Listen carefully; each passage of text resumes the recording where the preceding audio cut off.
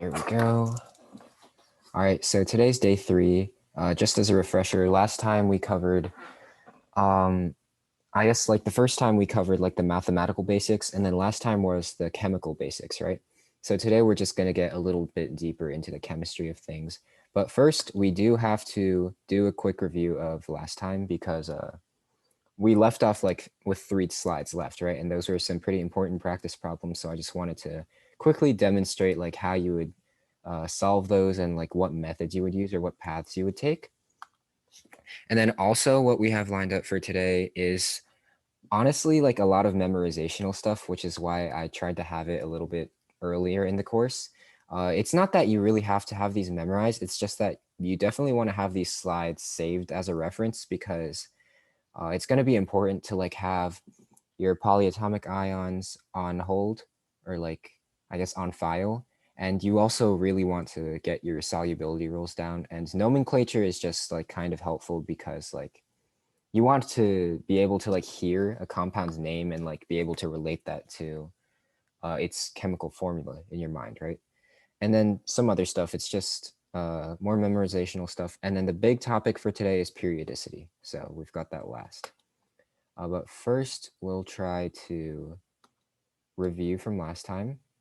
So this was a little bit on the simpler side, this slide at least.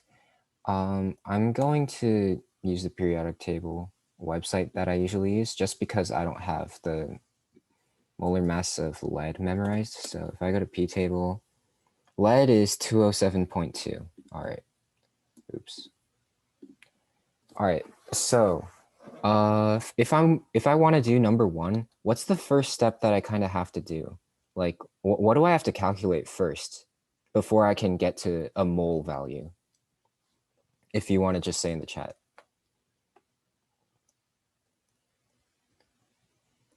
What happened here? And signed out. What? Okay, hold on, guys. Sorry about this. Something. Yeah, I'll give you the Google Classroom code. Somebody like signed into this account or something, so yeah, I'm having a little trouble. Yeah, but I'll have it up and running soon.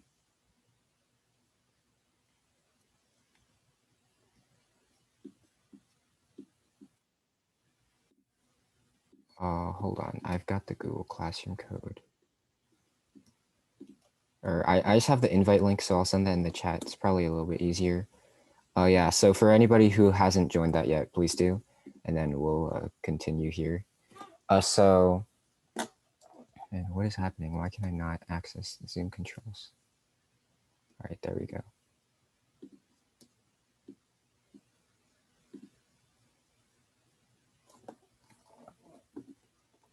All right, there we go.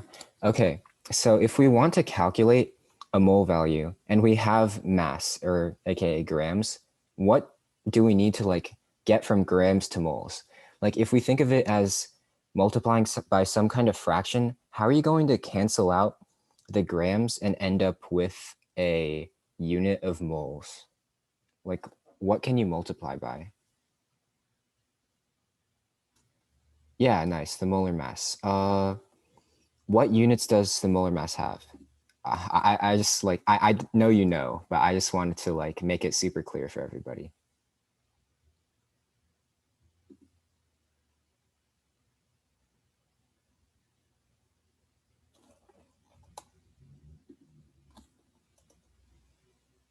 Yeah, grams per moles, thanks. So basically, if we start with 32.39 grams of this particular thing, we're going to need to multiply by some kind of grams, or we would divide by the molar mass basically. But you can basically flip the fraction, right? So a molar mass is saying for 1 mole of this substance, it weighs whatever grams, which we'll calculate in a bit. But if you flip it, you would say like for whatever grams of PbO2, for example, it weighs this many, or it is 1 mole. So instead of writing the molar mass as grams per moles, you can flip it and have it as 1 mole per however many grams. But we do need to figure out exactly how many grams that is, and that's why I pulled up the periodic table. So that would be 207.2 for the one lead that we have in here, which is the Pb. And then we have 2 oxygens. So I like to just use 16.00 because that's how it is on a lot of periodic tables. And it's like not wrong exactly. So that becomes basically this. And I'm having like a lot of Zoom trouble for some reason. I think somebody else is running a meeting from this account. So like the capabilities aren't super great. So I can't really take many chat answers right now. So I'll just do this myself. So because we need to apply sig figs once again, we're going to add and have our final answer be in the 10th place here because basically like that's the less accurate of the two. So it's going to come out to, ignore that 0, it's going to come out to 239.2 grams per mole, which is our molar mass value.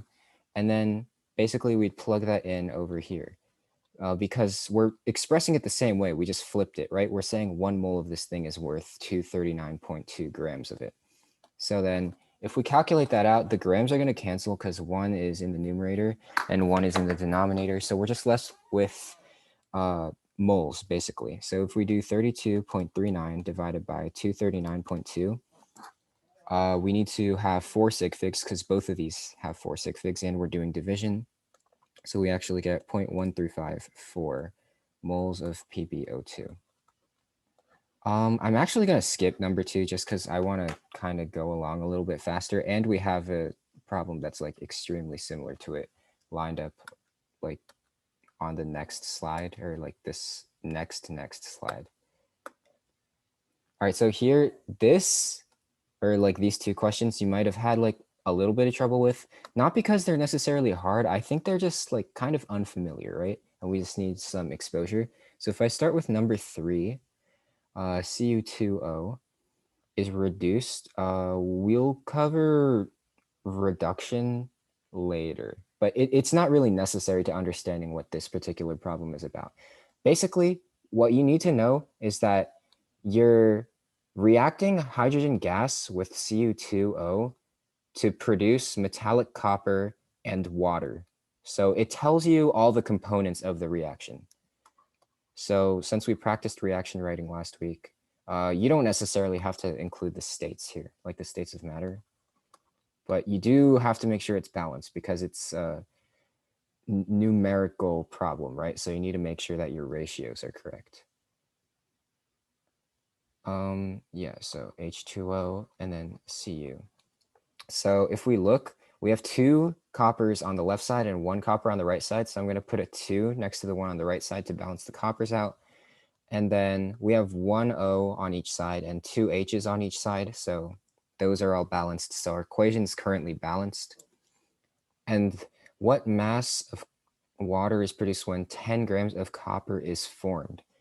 I'm pretty sure copper is like 63.5 something grams per mole, but I'll just check with the periodic table website again. Copper, 63,546. Okay, on some periodic tables it's 63.55, so I'll just write that for simplicity's sake. Come on, Zoom.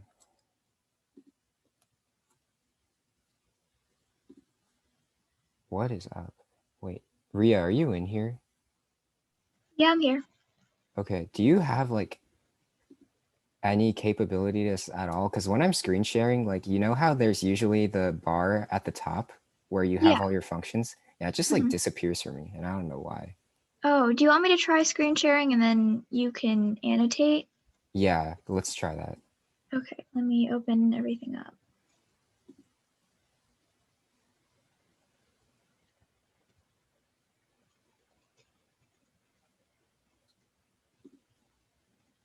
Sorry, guys. We'll have this ready soon. Technical difficulties. Here, All maybe right. I'll give it one more shot. Here, actually, let me see if this works because it's working right now. Okay. So, Yeah, let me know if you need to screen share. all right, yeah.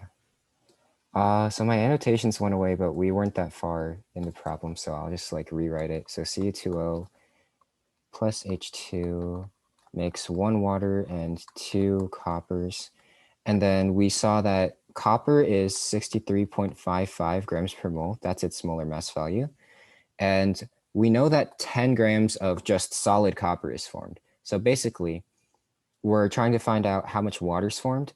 But when you're comparing the ratio of two different compounds, you actually have to compare mole values and not mass values. So just because there's a 2 on the copper here and there's imaginary 1 on the water here, we can't say that 5 grams of water is formed because like 1 gram of water is not equivalent to the same amount of copper. So like 1 gram of water is not 1 gram of copper in chemistry terms.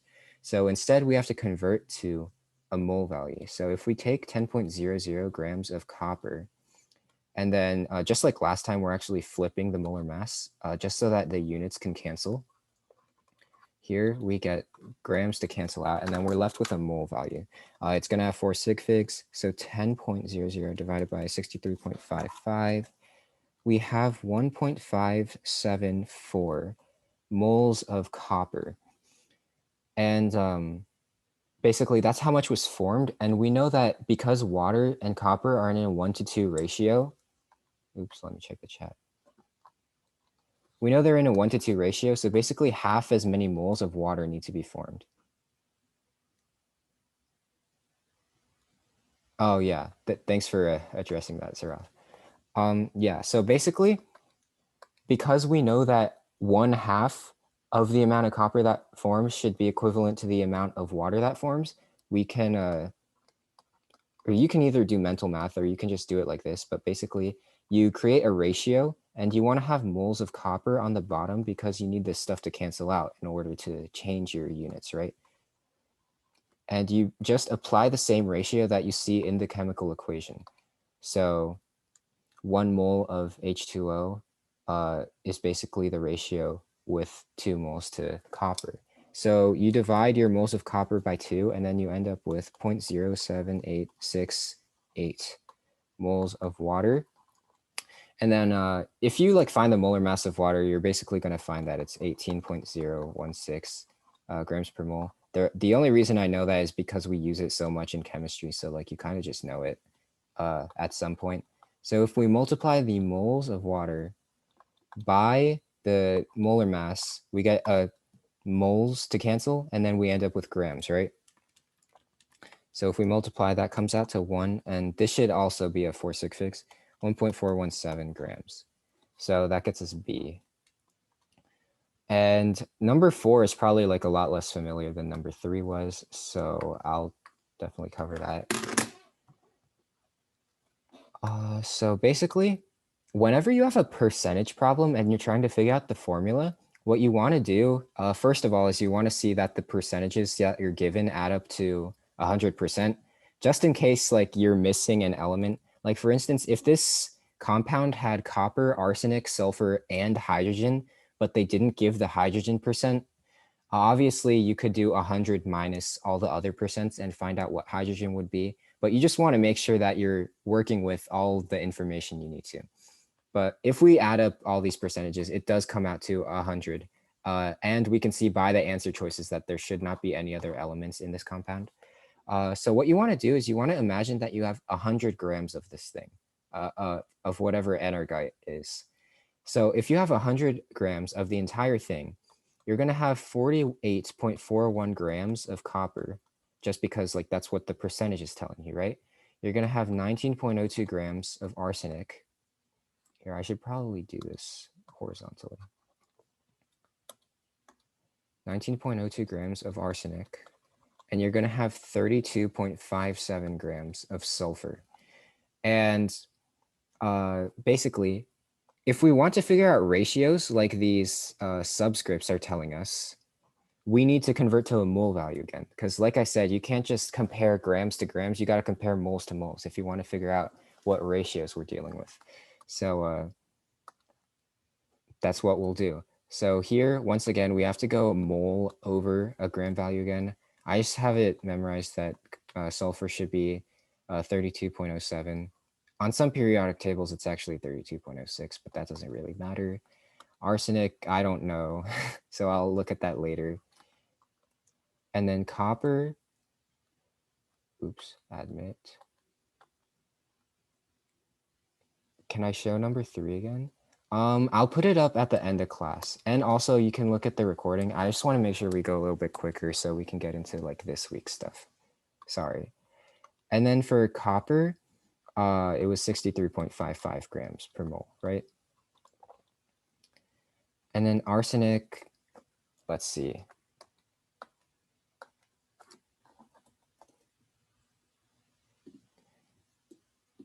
Arsenic. 74.922. All right, cool, thanks. So basically we have all of these set up like in conjunction, right? So we're doing the same step. We're just doing it 3 times with 3 different elements. And we're finding out how many moles of each element there are. So I'm just going to do the calculations from top to bottom. They're all going to have 4 sig figs, moles of copper. And then 19.02 divided by 74.922 is 0.2539 moles of arsenic. And then 32.57 over 32.07 is equal to 1.016 moles of sulfur. And if you're just kind of eyeballing this, you can kind of tell how there's a 3 to 1 to 4 ratio because these numbers are basically like 0.75, 0.25 to 1, right? Like if we're simplifying for the sake of it, obviously you could divide like the exact numbers you're getting and see that it is a 3 to 4 to 1 rate or 3 to 1 to 4 ratio, but even just eyeballing it, it basically looks like it. So basically what that means is that our empirical formula is going to be Cu3 AS, no need to put the 1 there since it's just 1, and then S4. So that matches up with answer choice C. And once again, if that was like a little too fast or anything, there's always going to be that recording after, and you can just like email me and I'll like send you a PDF of my work listed vertically. Okay, and this is like the last stoichiometry type thing we're going to do today. It's basically just dealing with what if you're not working in a perfect world where like your reactants run out at the same time? What if you have some stuff left over or something runs out first, something like that? So basically this question is talking about the reaction between H2 and N2, so hydrogen and nitrogen gas, and we're making ammonia. So if we write that out without balancing first, just so it's a little bit easier, this is what we have. But obviously, nothing is balanced here. Neither the H's nor the N's are balanced. So we have some work to do. And it's not going to be as simple as just putting like a 2 on, like let's say like N2, for instance, although I don't know why you'd do that. The first thing you're going to want to do is just pick an element and stick with it. So if we look at the N's, we have 2 on the left and 1 on the right. So we're going to want to multiply NH3 by 2 in order to get 2 N's on the right to match the left side. And then that ends up giving us 6 H's on the right because 2 times 3 is 6. And we have H2, which like carries H's by units of 2, right? So if we multiply H2 by 3, we have 6 H's on the right, which matches, 6 H's on the left and the right, which matches up. So that means that our equation is balanced as of now. And once we have that written out, the actual question that number 2 is asking is, when the molecules in the box react to form the maximum amount of ammonia, what is the limiting reactant? So basically, limiting reactant means the thing that runs out first. You'll hear this terminology a lot. So which between N2 or H2, because those are our 2 reactants, will run out first? And how much product are you going to make? How many molecules of NH3 can you form? And when you're working on a small scale like this, because we're dealing with molecules, not moles, right? You can essentially just imagine that it's moles of stuff if that's easier for you. So how I would like to do this problem is we see that H2 and N2 are in a 3 to 1 ratio. So we're just going to cross out stuff in a 3 to 1 ratio. So open spheres are H2, so that means like the white stuff, and then solid spheres are N2. So for every 3 open that I cross out, because these are H2, I'm going to cross out 1 N2. And we're just going to see how many times I do this, first of all, and what's left over. So I've done it once. 1, 2, 3, 1. I've done it twice.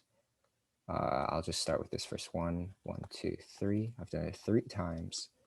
1, 2, 3. So I did it. Oh, I got to cross out one of these. Yeah, so I did it 4 times. And then what I have is this solid sphered molecule left over. So that means an N2 is left over, which means that,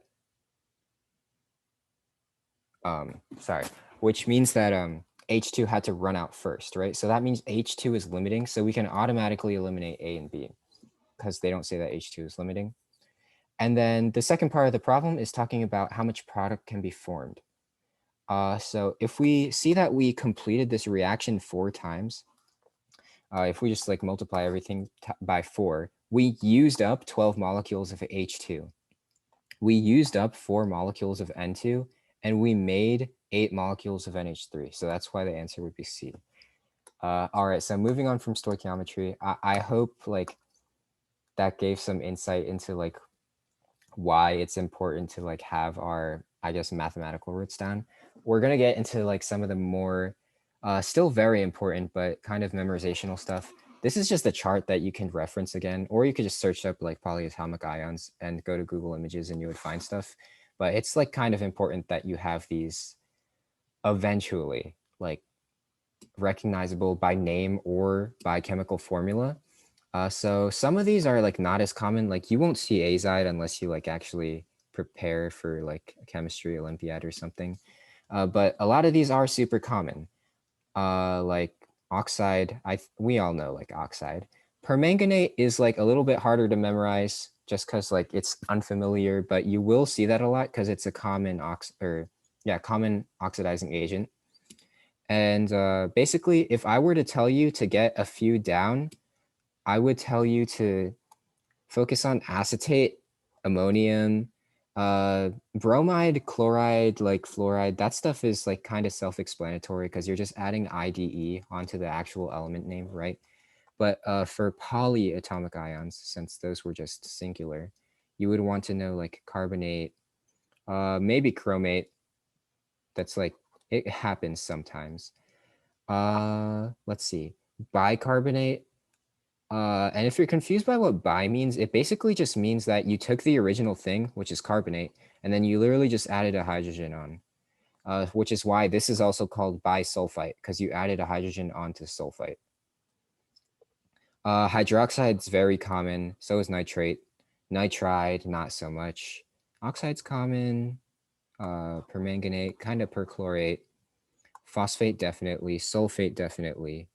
And then the rest are just kind of like niche, I guess. Like you won't see them as much, but it's still pretty important to just be a little bit familiar with them. All right, sorry. I can't really check the chat because like the thing's happening again, but it's fine because I have my annotation bar up, so that's all I need. Oh, cool. Yeah, good thing you have it memorized.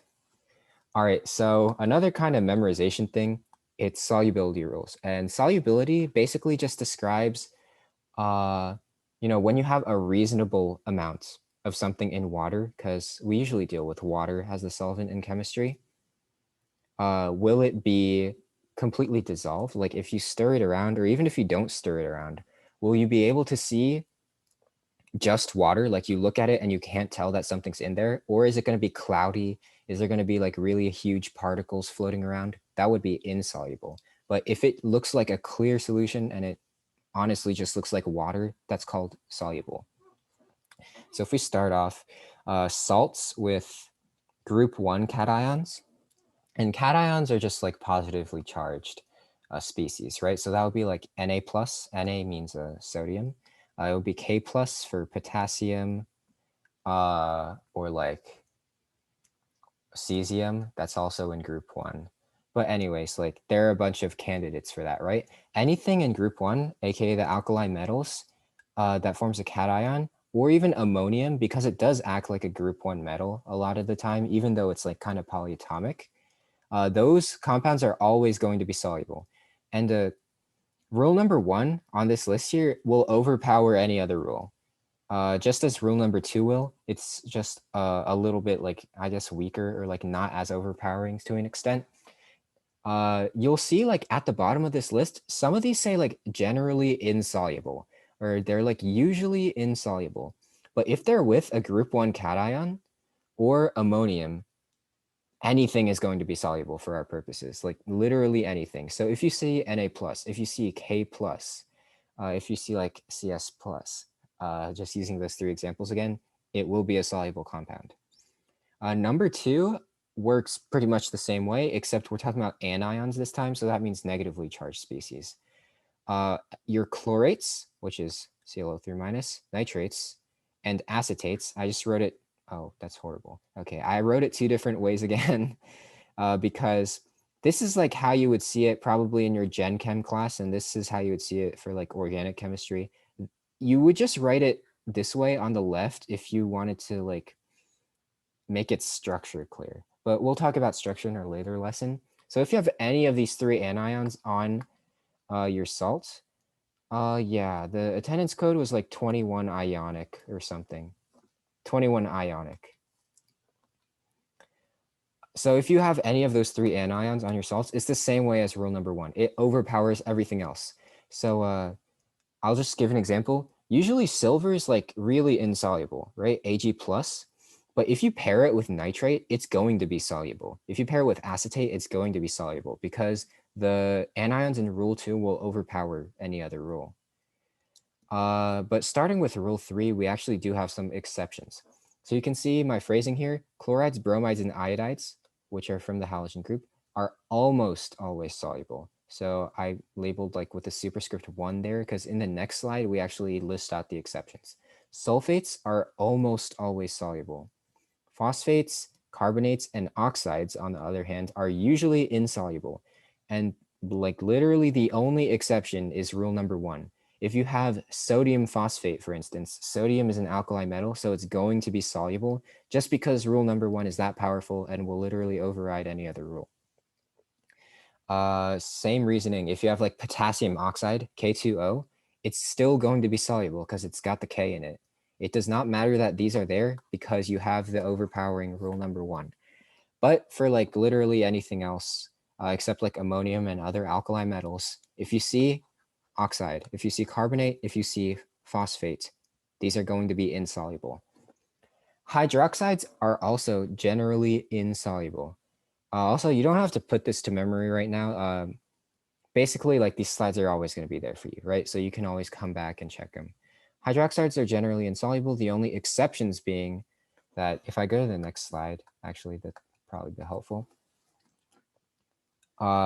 Obviously, any alkali metals or group 1 cations, those hydroxides are going to be soluble, but also calcium, I'm looking at number 3 right now. Calcium, strontium, and barium, all 2+ because they're in the alkaline earth metals or group 2 group, they're going to be slightly soluble.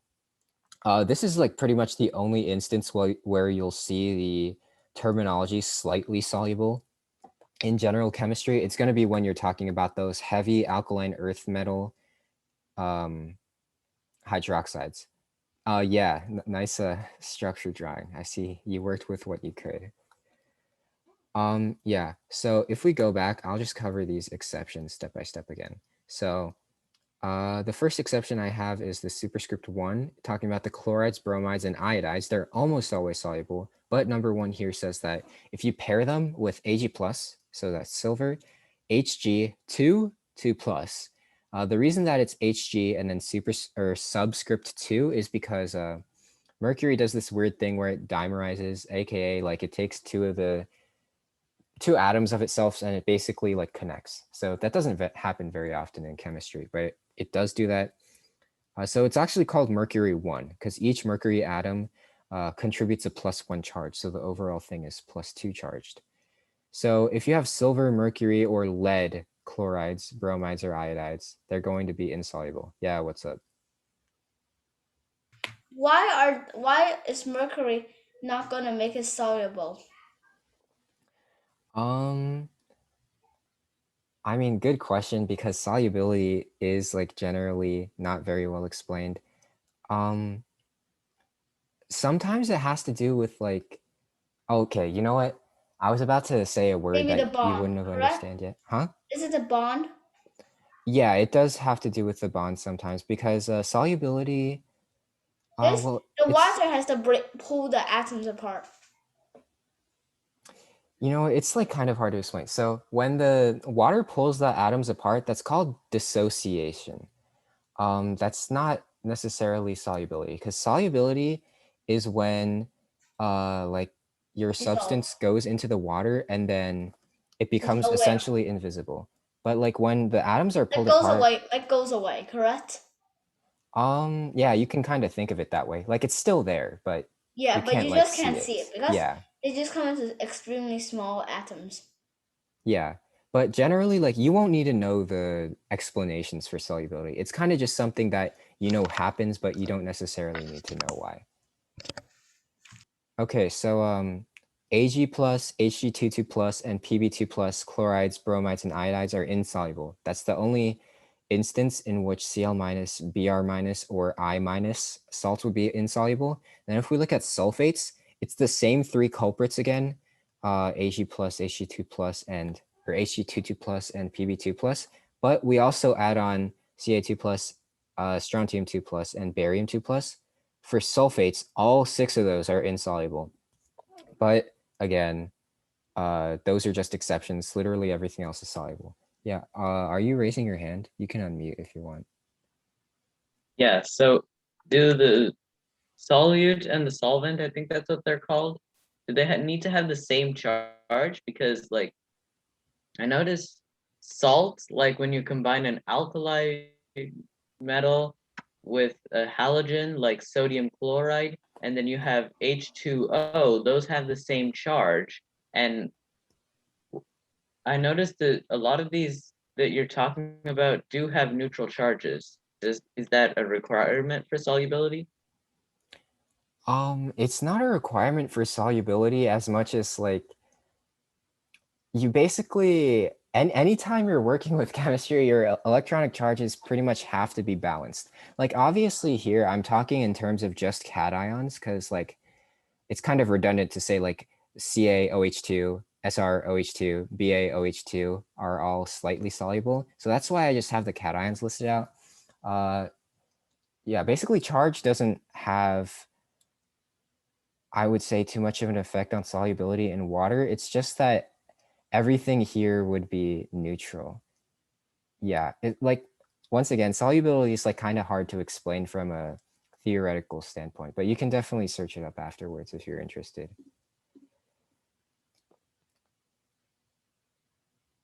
Yeah, yeah. +2 means it has it basically has twice the positive charge of a +1. So it's not necessarily like that 1 and 2 are related to some kind of units. It's just comparing them, like it's twice as positively charged. Yeah, we can move on from solubility rules right now.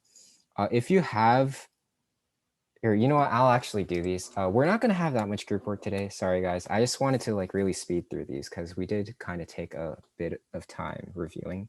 So here, if anybody can just actually like, I encourage you to unmute because I like barely have chat privileges right now. But if anybody can tell me whether this top example is soluble or not and why, that would be cool.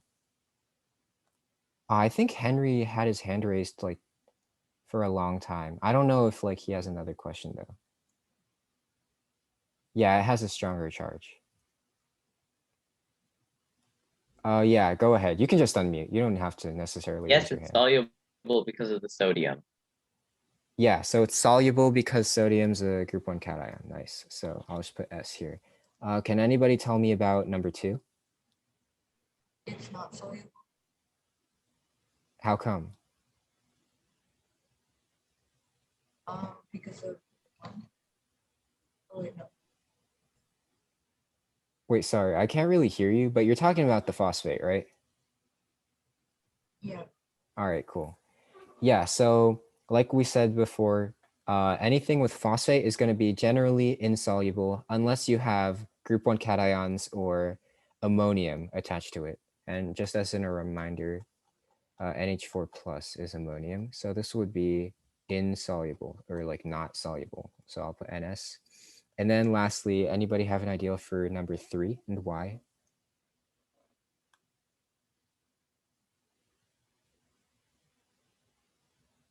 Yeah, nice. Yes, because acetate. So yeah, that's like pretty much the most succinct way you could say it. So even though silver a lot of the times is part of insoluble compounds, acetate is overpowering. It's one of those 3 overpowering anions that we talked about. So this is going to be soluble. And that was in rule 2. The cations were discussed in rule 1. Nomenclature, I like kind of foresaw that we were going to spend a lot of time in the beginning. So we're not really going to cover it because a lot of it's super intuitive, right? Like if I say phosphorus pentachloride, can somebody just tell me like in the chat what the chemical formula would be? Phosphorus pentachloride. Yeah, it's really easy, right? PCl5. Phosphorus is obviously P. Chloride is obviously talking about chlorine. And then penta lets you know that there are 5 chlorines.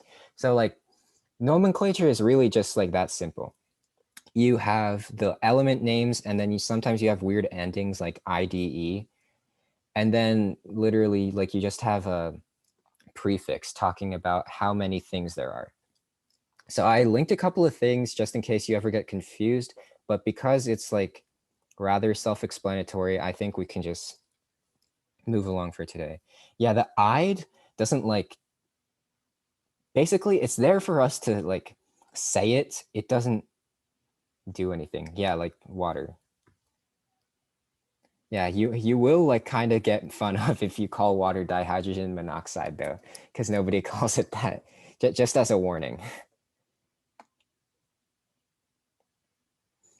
So I'm getting kind of deja vu. I don't know. I feel like I've talked about this before, but basically some elements are found in nature just in diatomic form. So diatomic means they've got 2 atoms attached to each other to make a 2-atom molecule. So that's what the subscript is telling you. Basically like the mnemonic is Brinkelhoff. Some people say Honkelbrith. It's literally the exact same thing. So basically if you ever like have, I guess you ever need to write a reaction or something and it tells you like, for instance, fluorine gas is produced, you know that it's F2 and not F. All right, so this is like, yeah, oxygen is always automatically O2, nice. This is like kind of our main topic for today, but once again, like going along the same lines, it's definitely something you wanna just have more of a working understanding of than a full understanding, because you're going to achieve the full understanding once we cover quantum mechanics. But for now, it's definitely just going to be kind of foreign. But we're going to be talking about periodicity, which basically means how the periodic table is organized and what trends we can see in it. Yeah, but if ozone is happening in a reaction, first of all, like it's uncommon, but if it's happening, then they'll like somehow hint it to you instead of just saying oxygen gas, because that wouldn't be right. Hey, Henry, is your hand still raised? Or like, do you have a question right now?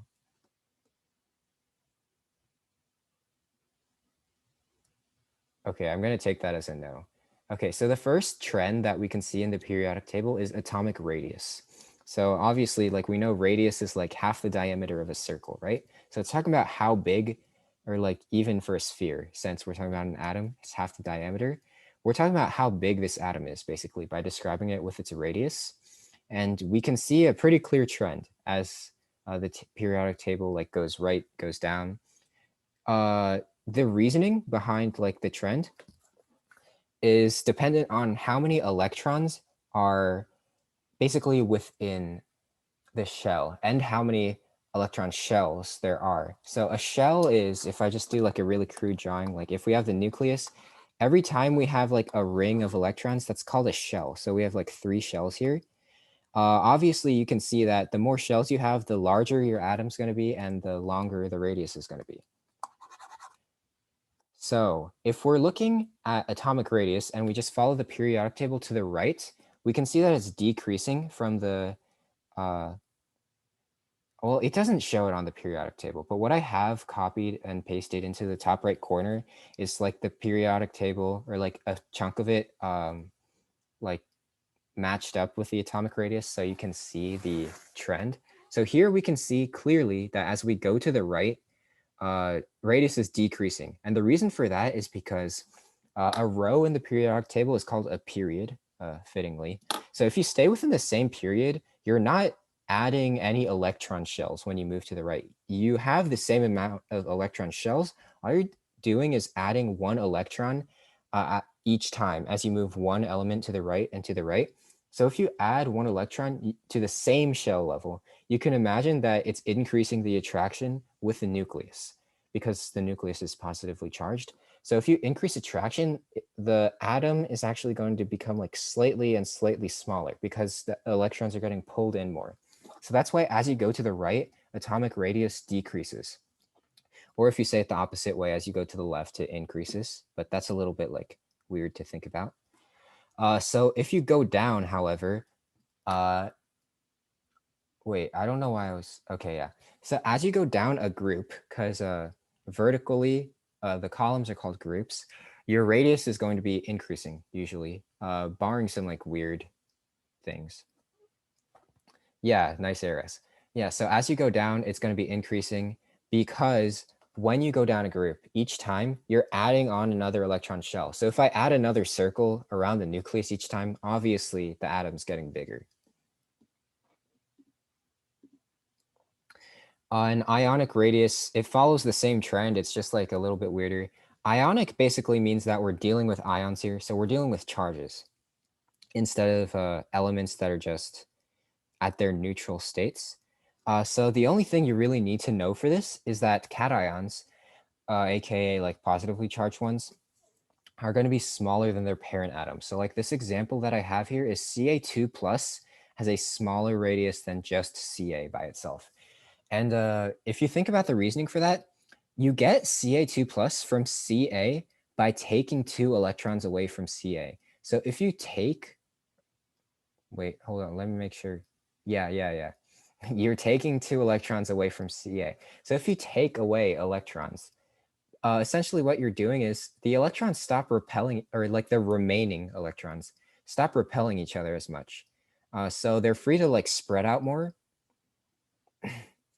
or not necessarily spread out more, but they're like not as impeded to be attracted by the nucleus.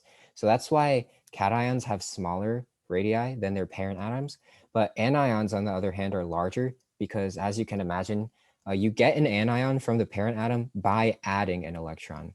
So if you add an electron, you're increasing repulsions with the electrons themselves, and then that leads to them widening out. Yeah, what's up? So, is it possible to have an empty electron shell? I mean, so like if we're talking noble gases, everything's full, right? So I guess you can think about it like the next shell as being empty, but in reality, it just like doesn't exist. Like So the, then wouldn't Ca2 plus, or wouldn't like Cl minus have an entire electron shell less than regular Cl? Or no, that would be the alkaline metals. If they lost an electron, then they would have an entire shell less. yeah, so it still follows the same trend because like Na plus, for instance, would still be smaller than Na because like that shell doesn't exist anymore, right? So is that another reason why the cations are smaller? Yeah, that's just like specific to I guess like it's specific to losing the same amount of electrons as your group number. So like Ca2 plus, you would lose that outer shell. Na plus, you would lose that outer shell. Al3 plus, you would lose it too. And then this, wait, what's that? If you remove one electron shell, won't that decrease? It does decrease the radius of the atom. What do you mean make it positive though?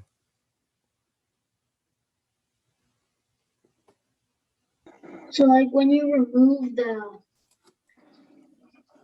electrons from one electron shell, won't that make it positive because there are not as many electrons neutralizing the atom?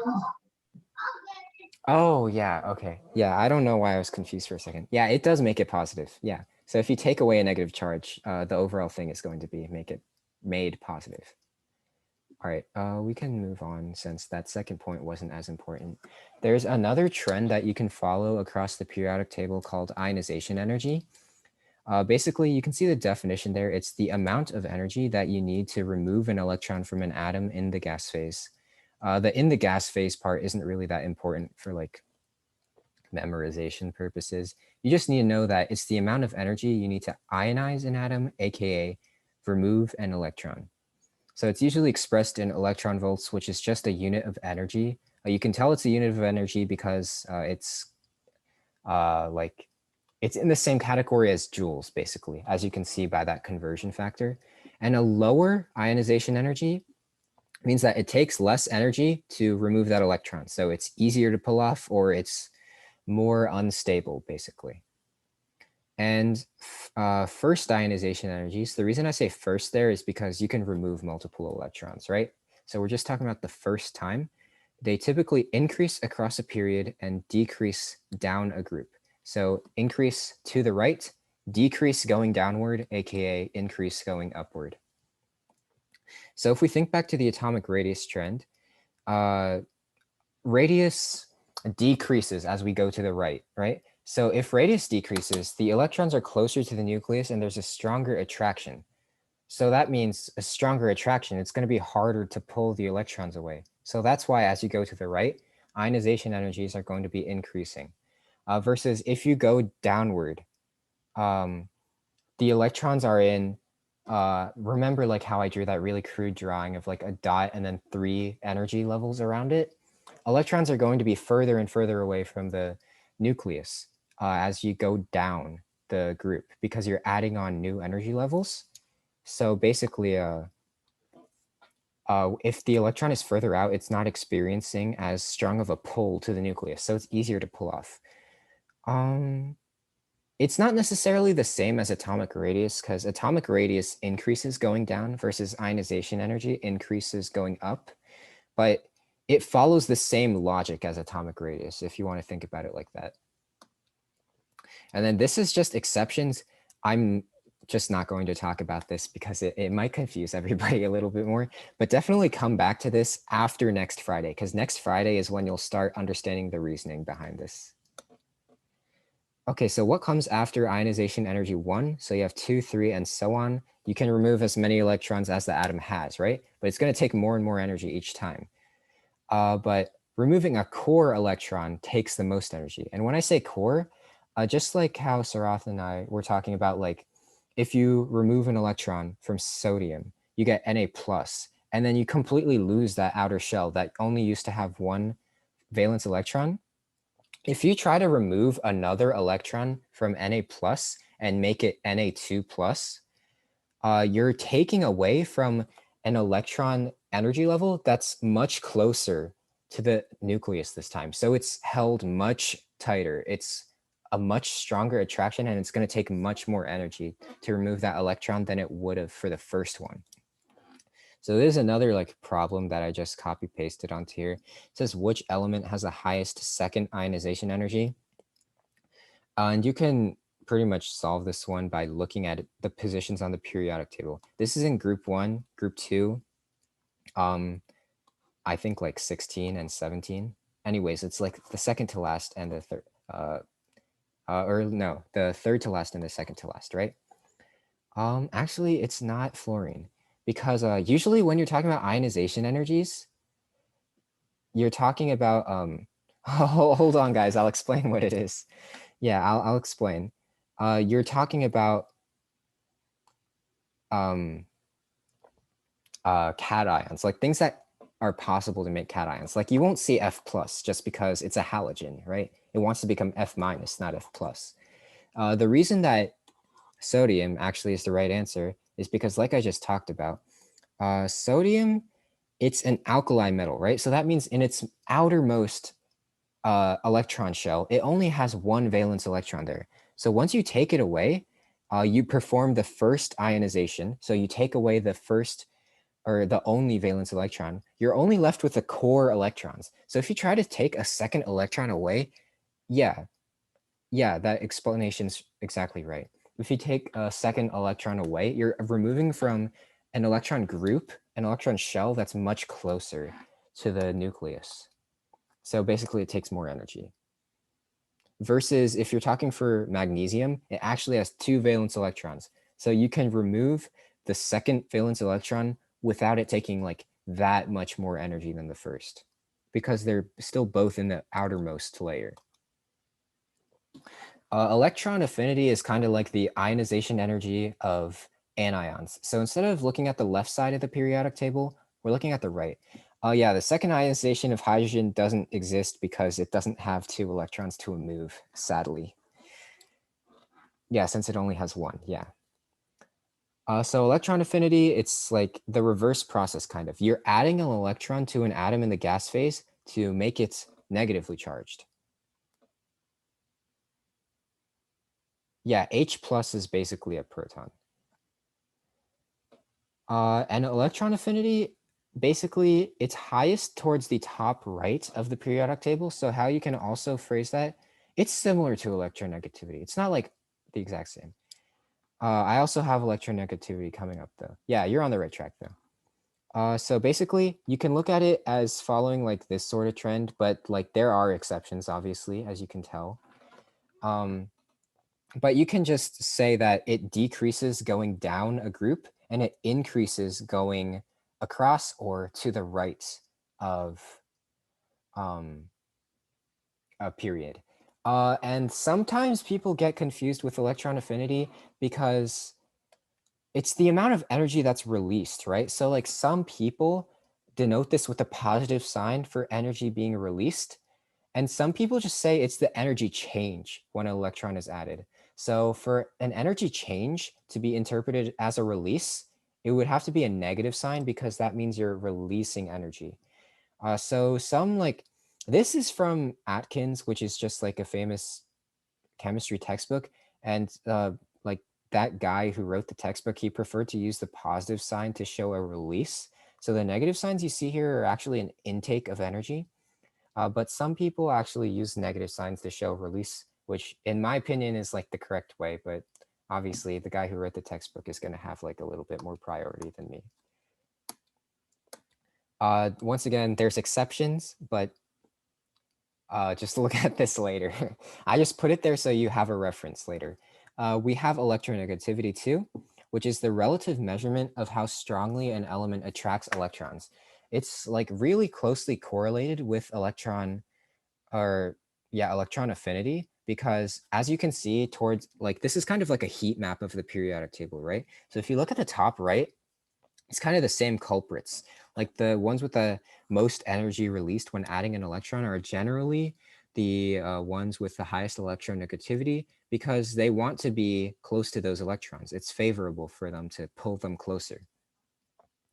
But electronegativity, generally, there's like not a clear trend actually. You kind of just have to like know which are the most electronegative, and like which are like barely. So you can think of it this way. The cations, aka towards the left side, are not electronegative at all because like basically they wouldn't attract electrons. And I say cations meaning like the elements that could form cations, but they're not cations currently. And then towards the top right, that's where you have your most electronegative things. So F, O, Cl, N, those are your 4 most electronegative. Hydrogen seems out of place where it is, near all those low elements, but it's in the middle. But would that be because either removing or adding an electron would fill up its shell, right? Yeah, hydrogen's a bit of an oddity. It has kind of weird properties because usually when we think of chemistry, at least at this stage, we're thinking of very simple attractions like covalent, ionic, but hydrogen does a lot more than that. So that's why its electronegativity looks a bit wonky over there in like Greenland. But like, yeah, it's basically in a league of its own. I think that's our last slide actually. Yeah, there we go. Okay, so thankfully we got all that material finished. I'll like make some sort of review thingy and post that as like a Google form. But otherwise, next week we'll just be covering, or not next week, but like next week, as in next Monday, we'll be covering acid-base stuff. But like just really simple acid-base stuff on Monday. And then actually, I'm not too sure what we're doing on Wednesday, but we're doing quantum mechanics on Friday. So you definitely want to stick around for that. What's in the chat? Yeah, go ahead if you need to go. We're done with like the actual lesson here. Here, I'm going to stop the recording. Bye.